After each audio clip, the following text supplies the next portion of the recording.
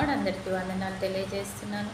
ఈరోజు దేవుడు ఇచ్చినటువంటి వాగ్దానము 92వ దావీదు కీర్తన 10వ వచనంలో వ్రాయబడినట్టుగా, గురుపోతు కొమ్ము వలె నువ్వు నా కొమ్ము పైకెత్తివి, కొత్త తైలంతో నేను అంటబడితిని. దేవుని నామానికి మహిమ కలుగునుగాక. గురుపోతు కొమ్ము వలె, గురుపోతు కొమ్ములు ఎలా ఉంటాయంటే అవి పైకెత్తబడి ఉంటాయి. దాని వలన ఆ గొర్రె తన యొక్క తల పైకెత్తబడినట్టుగా, చాలా గాంభీర్యంగా తల ఎత్తబడిన రీతిగా టీవీగా నడిచినట్టుగా ఉంటుంది. అదే కొమ్ములు లేని గొర్రె తల వంచుకొని దీనంగా ఉన్న దానిలాగా ఉంటుందన్నమాట. అయితే దేవుడు అంటున్నాడు, నిన్ను టీవీగా నడుస్తున్న దానిలాగా, లేకపోతే గురుపోతు కొమ్ములాగా పైకి ఎత్తబడిన రీతిగా, నీ తల పైకెత్తువాడుగా పైకెత్తుదానిగా నేను నిన్ను ఉంచబోతున్నాను. అలాగే నేను నిన్ను నీ తల అంటి నిన్ను ఆశీర్వదిస్తాను.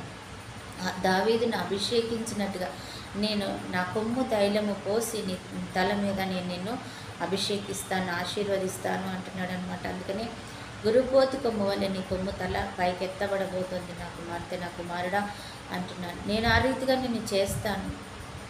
ఒక గొర్రెని ఏ రీతిగా పైకెత్తబడిన తలగా ఉంచి దానికి ఒక అధికారాన్ని, ఒక టీవీతనాన్ని ఇచ్చున్నానో, నిన్ను కూడా అలాగా ఈ లోకంలో, ఈ సమాజంలో పైకెత్తి నిన్ను ఘనపరిచి నీకు ఆ రీతి ఆశీర్వాదం ఇచ్చే కృపనులోనికి నేను నిన్ను నడిపిస్తాను అంటున్నాడు. ఎందుకనంటే నువ్వు తలదించుకునే పరిస్థితి కాదు.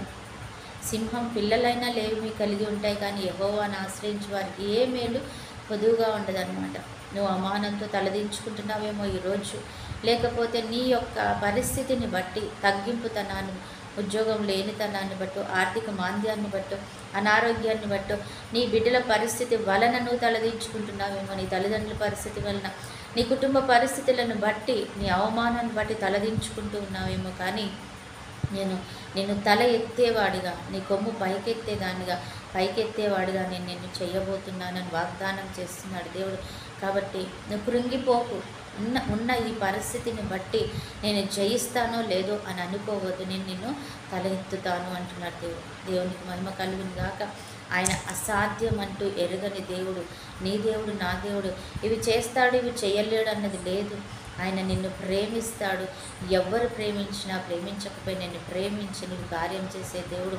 అందరూ నేను విడిచిపెట్టి ఉండొచ్చు, పరిస్థితులను బట్టి అందరూ నీకు దూరం అయిపోయి ఉండొచ్చు, నీ కృంగిన పరిస్థితులను బట్టి, నీ దీన స్థితిని బట్టి ఎవరు సహాయం చేసేవారు లేక నువ్వు తలదించుకున్నావేమో. కానీ దేవుడు నిన్ను తల పైకెత్తబోతున్నాడు. అట్టి అద్భుతం దేవునికి చేస్తున్నందుకు వందనాలు చెల్లిద్దాం. ఆమె ప్రార్థన. పరిశుద్ధుడైన దేవా, ప్రేమ కలిగిన తండ్రి, నువ్వు చెప్తున్నావు తండ్రి, నీ తల ఎత్తువాడుగా, నీ తల ఎత్తుదానిగా నేను నిన్ను చేస్తాను, నా కుమార్తె, కుమారుడా అంటున్నావు తండ్రి. నీకు వందనాలు ప్రభా.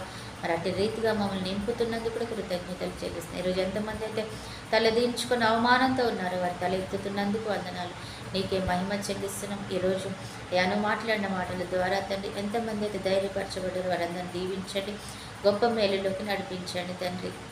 ఈరోజు బర్త్డే, మ్యారేజ్ డే జరుపుకున్న బిడ్డను కూడా జ్ఞాపకం తీసుకుని, అలాగే చూసిన ప్రతి బిడ్డ ప్రభావిస్తే అయా ఆర్థికంగా, అనారోగ్యంగా, అయా కుటుంబ పరంగా తండ్రి, సామాజికంగా అయా తండ్రి ఏ పరిస్థితుల్లో ప్రభా అయా తలదించుకుని ఉన్నారో వారి జ్ఞాపకం చేసుకుని తండ్రి గొప్ప కార్యం వారి జీవితంలో చేయబోతున్నందుకే మంచి ఆరోగ్యం, కృపా, కాపుదల, క్షేమము, దీర్ఘాయుషు, సమాధానం, సంతోషం దయచేయమని యేసు నామములో ప్రార్థిస్తున్నాం తండ్రి. ఆమేన్.